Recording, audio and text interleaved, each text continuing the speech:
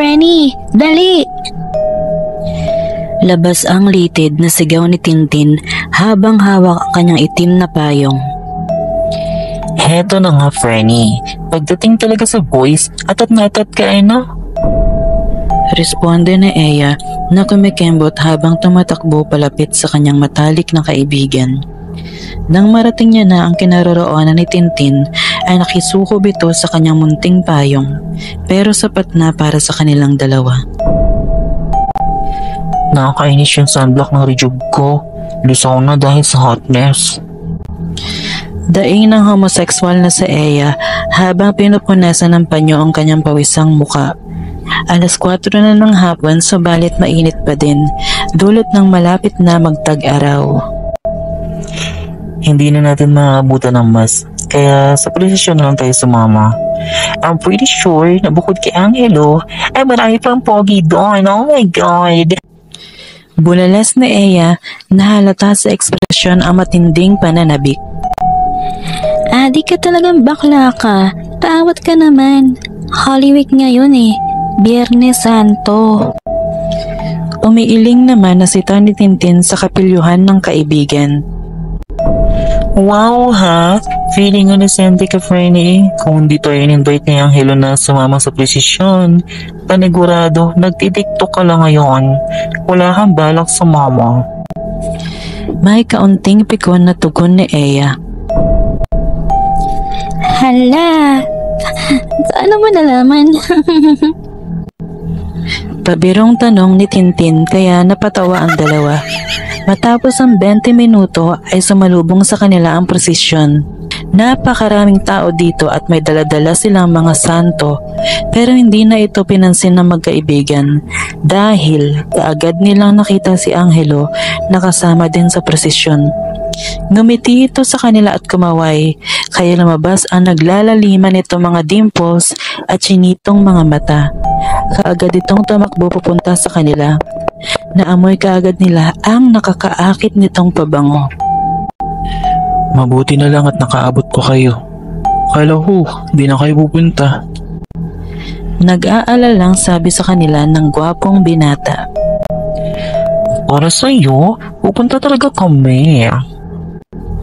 Di mapigilan tugon ni Eya kaya siniko naman siya ng mahina ni Tintin. Ang ibig niyang sabihin ay para kay Lord. Paglilinaw ni Tintin, muli na namang napangiti si Angelo kaya tumambad sa kanila ang mapuputi at pantay nito mga ngipin na niyayakap ng braces. Binigyan sila nito ng tag-iisang black candle at sinindihan nila gamit ang apoy ng kandila ni Angelo at sumabay na sila sa mga naglalakad na deboto sa prosesyon. Si Angelo ay schoolmate ng dalawa. Pogi ito at sikat sa campus pero kilala sa pagiging mabait at humble. Maraming nagkakagusto sa binata kaya para sa mag-best friend ay napakaswerte nila dahil sa dami ng mga babae at Becky ay silang dalawa ang niyaya nito na sumama sa prosesyon. Nagsimulang magkwentuhan ng tatlo habang naglalakad na may hawak-hawak na kandila. Kilig na kilig at willing-willing ang dalawa sa binata kaya hindi nila namalayan ng oras. Nagtaka na lamang si Tintin nang mapansing madilim na at puro puno na ang gilid ng kanilang daanan. Oh my gosh! Alas 6 na pala. Ang bilis ng oras. Hindi ko namalayan. Hindi makapaniwala ang pagbibigay alam ng dalaga sa dalawang kasama matapos silipin ang screen ng kanyang smartphone. Unay ba? Parang kanina lang, halos malusang rejug ko dahil sa araw tapos ngayon, madilim na? Dagdag ni Eya na inikot ang paningin sa paligid. Madilim na nga at walang streetlights sa kahit saan. Ang tanging nagbibigay liwanag lamang sa kanila ay ang kanilang mga itim na kandila at ang bilog na buwan na payapang nakalutang sa kalangitan. Umihip ang malamig na hangin kaya nagsayawan ang mga mumunting apoy sa kanilang mga kandila. Mabuti na lamang at may mga harang ito na gawa sa karton kaya nabigo ang hangin na patay ng mga sinti. Kanina lamang ay pawisan si Eya, subalit ngayon ay nilalamig na siya dahil sa ihip ng malamig na hangin. Unti-unti ding napansin ng magkaibigan na kanina patahimik ang iba pang mga kasama sa parada.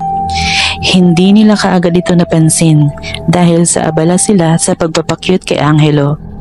Lahat sila, mapababae man o lalaki, ay nakasuot ng pilgrim na kulay itim na tila ba na sa Amerika sila panahong 1600s.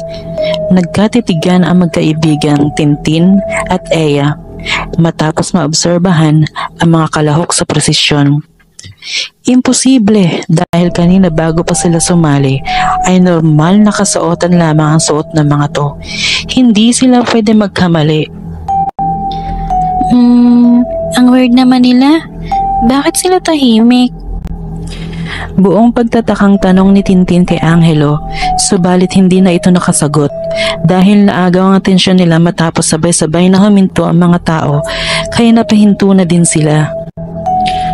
Mukhang babalik na tayo sa simbahan kasi nagtigil na sila eh. Komento ni Eya, pero nagulantang sila nang biglang lumingon sa kanila ng sabay-sabay ang mga tao. Walang ekspresyon ng mga mukha ng mga ito. Maging ang kanilang mga mata ay blanco.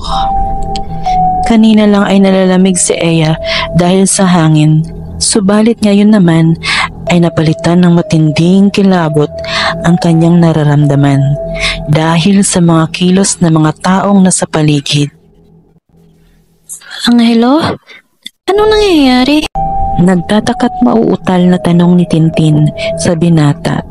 Pero maging ito ay blanco na din na ekspresyon ng muka. Hinawakan silang dalawa ni Eya nito at parasahang dinala sa unahan ng prosesyon. Kahit anong palag ng dalawa ay hindi sila makapagpumiglas mula sa pagkakahawak ni Angelo sa kanila. Kaya halos makalagkad ang mga to. Kaagad silang itinulak nito sa unahan, kaya napaupo ang dalawa. Aray, Angelo, ano bang problema mo? Naiinis na tanong ni Eya sa binata, sabay tumingala dito. Kayo ang napili naming sakripisyo para sa taong ito. Imik ni Angelo na ikinalito ng dalawa. Hayaan niyong ipaliwanag ko. Hindi namin tinatanggap ang pagsakripisyo ni Kristo sa kanyang sarili sa pamamagitan ng pagpapako sa krus. Kaya kami ang pumipili na aming sariling isasakripisyo taon-taon tuwing Semana Santa. Kayo ang napili namin ngayong taon na ito upang ipako sa krus. Ano bang pinagsasabi mo? Mga miyembro ba kayo ng kulto? Natatakot at umiiyak na tanong ni Eya habang nakatingala pa din sa nakangiting binata. Mula sa pagiging maamo ay naging bayolente at nakakatakot ang pogi nitong muka. Kunin niyo na sila upang ialay sa ating Ama.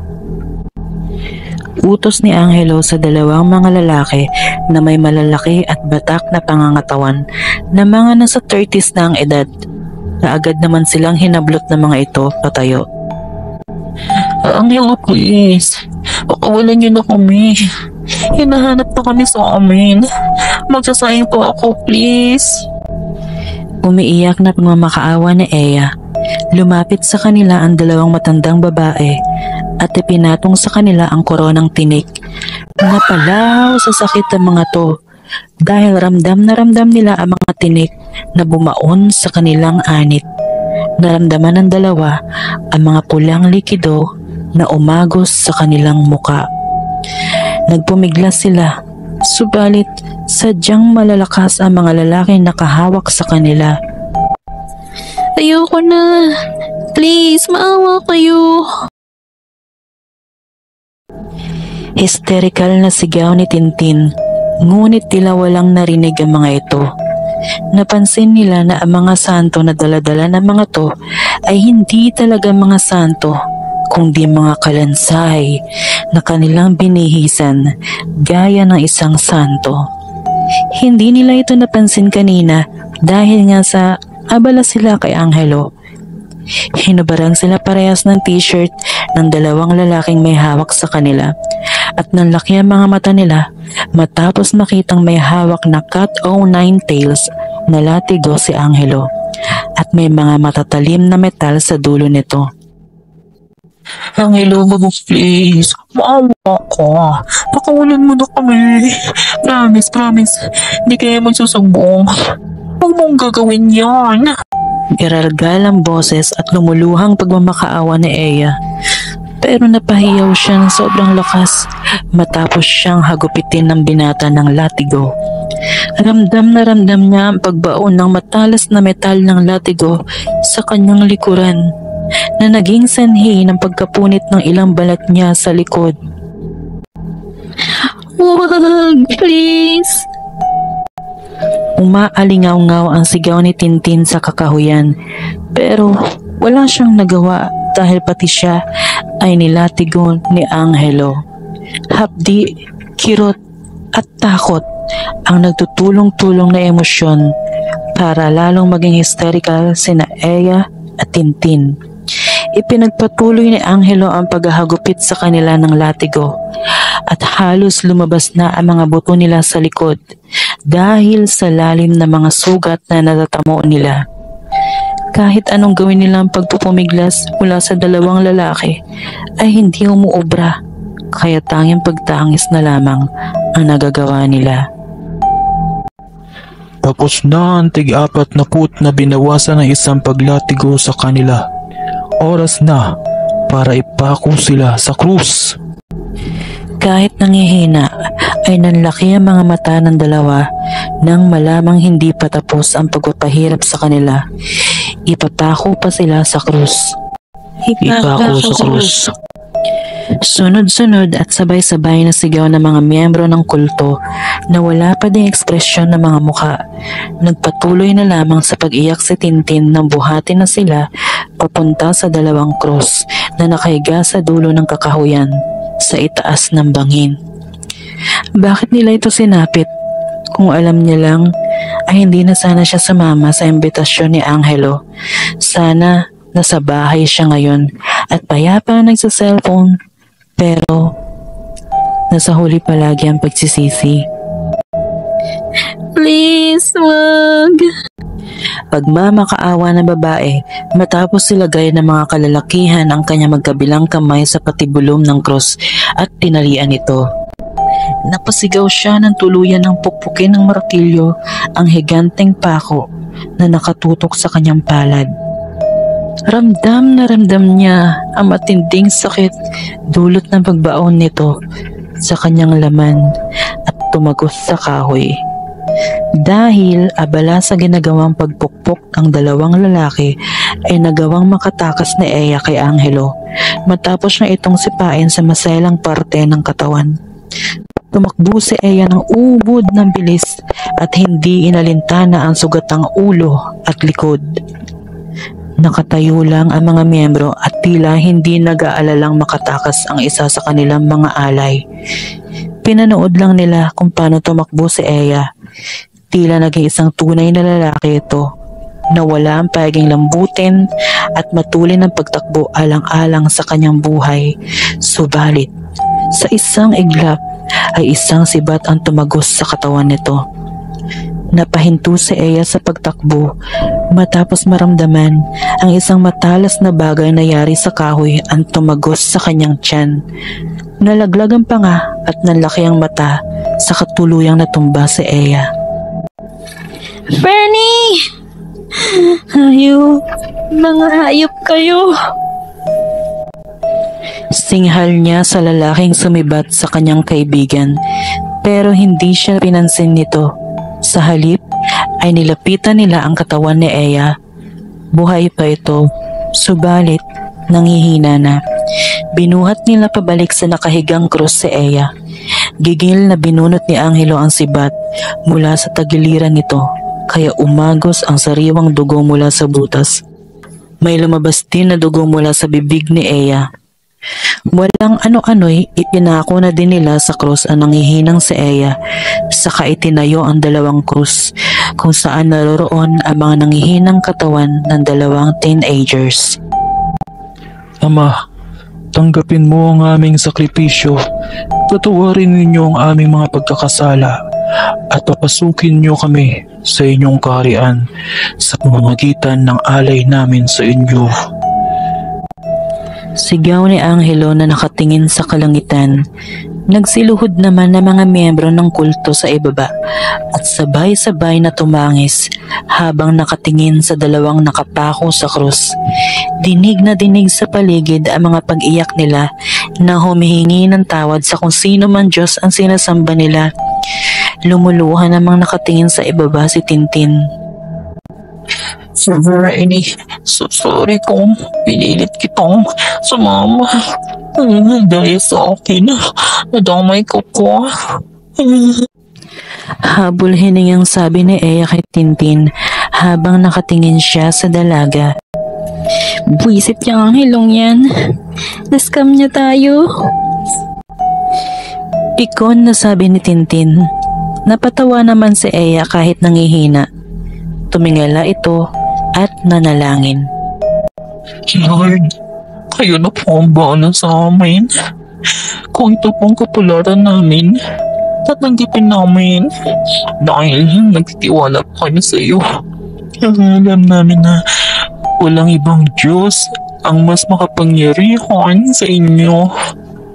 At alam ko na ang pagmamahal niyo magliligtas sa amin, hindi man sa mundong ito, kundi sa kabilang buhay.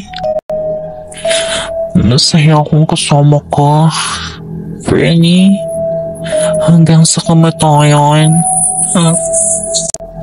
Sambit ni Eya at tuluyan na siyang nalagutan ng hininga dahil sa naubusan na ito ng dugo. Napaluha naman si Tintin at gaya ni Eya ay sinibat din siya sa tagiliran na naging dahilan ng pagpanaw ng dalaga. Lumipas ang 1 taon. Angelo, nandito na ako. Masayang sabi ni Faith matapos siyang marating ang presisyon kung saan siya inimbitahan ng crush niya na si Angelo. Napansin niya na napakaraming santo ang dala ng mga to, pero may mga nakatakip na tela kaya hindi niya makita ang mga mukha ng mga santo. Lingid sa kanyang kaalaman ay may mga kalansay ito na mga sinakripisyo nila sa kanilang Diyos at kabilang sa mga kalansay na ito sina Tintin at Eya. Nasa gitna ng malaking kalsada ang prosesyon ng mga deboto at kabilang sa kanilang naglalakad si Angelo. Ngumiti ito at kumaway na mapansin si Faith, pero bago pa man siya mapuntahan ng dalaga ay isang rumaragasang 16-wheeler truck ang dire-diretsyong bumulusok kung nasaan ang prosesyon at napatili si Faith matapos masaksihan kung paano magulungan ang katawan ni Angelo at ng iba pang mga miyembro ng kulto. Nahimatay ang dalaga matapos tumansik sa mukha niya ang mga nadurog na utak ni Angelo. Karamihan sa mga miyembro ng kulto ay nagkantalasog-lasog ang katawan at ilan lamang ang nakaligtas at sugatan pa. Sa di kalayuan ay tuwang-tuwa ang mga kaluluwa ni Tintin at Eya. Deserve, buti nga. Masayang sambit ni Eya. Sa wakas, ay natikman na nila ang galit ng totoong Diyos dahil sa pagsamba nila sa maling Panginoon. Dagdag ni Tintin at tuluyan na silang pumasok sa bilog na liwanag. Wakas,